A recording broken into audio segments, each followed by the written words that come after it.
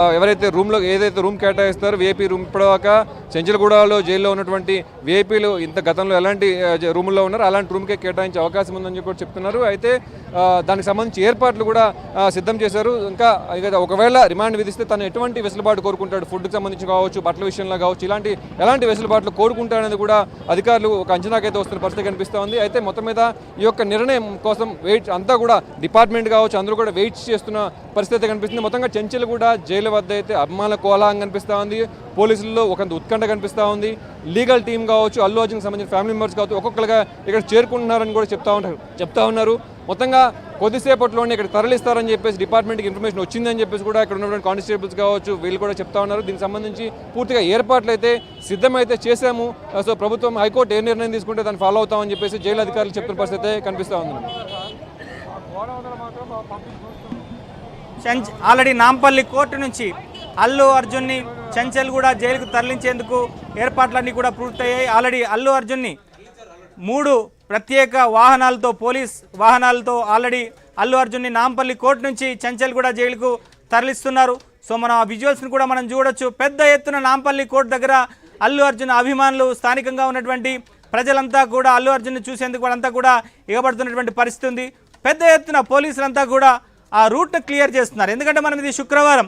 So ఇవాళ కనుక మనకు చూస్తే ఈ సమయానికి నమాజులు జరుగుతాయి ఓల్డ్ సిటీలో. చెంచల్గూడ జైలు కూడా ఓల్డ్ సిటీలో ఉంది.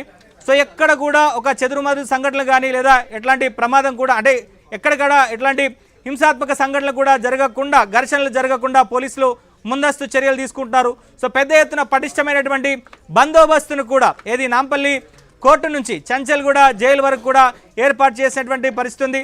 సో అల్లు అర్జున్ని నాంపల్లి కోర్టు నుంచి చెంచల్గూడ జైలుకు తరలించేటువంటి మార్గం అంతా కూడా పూర్తిగా పోలీసుల వలయంలో ఉంది.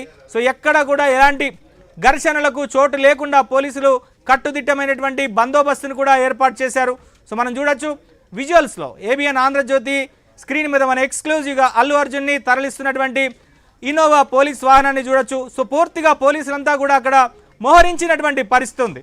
సో అల్లు అర్జున్కి సంబంధించి ఇంకా హైకోర్టులో క్వాష్ పిటిషన్కి సంబంధించినటువంటి తీర్పు రాకముంది.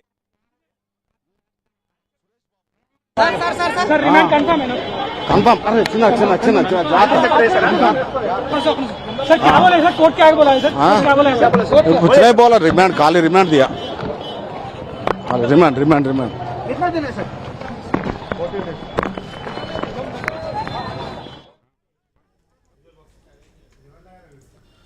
సో మొత్తం మీద నాంపల్లి కోర్టు కూడా అల్లు అర్జున్కి 14 రోజుల పాటు రిమాండ్ విధించినట్టుగా న్యాయవాదులు బయటకు వచ్చి అధికారికంగా చెప్తున్నారు.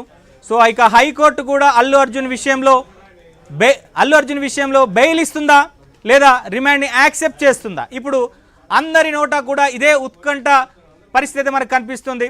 సో మొత్తం మీద ఇది ప్రపంచం మొత్తం కూడా అల్లు అర్జున్ విషయంలో మరి కాసేపట్లో ఏం జరగబోతోంది, అల్లు అర్జున్ చెంచల్గూడ జైలుకు వెళ్లే లోపుగా హైకోర్టు అల్లు అర్జున్కు ఊరటనిస్తుందా లేదా నాంపల్లి కోర్టు ఇచ్చినటువంటి తీర్పునే హైకోర్టు కూడా యాక్సెప్ట్ చేస్తూ అల్లు అర్జున్కి ఊరటనివ్వకుండా రిమాండ్ విధిస్తుందా అనేటువంటిది మాత్రం చూడాల్సినటువంటి పరిస్థితి ఉంది.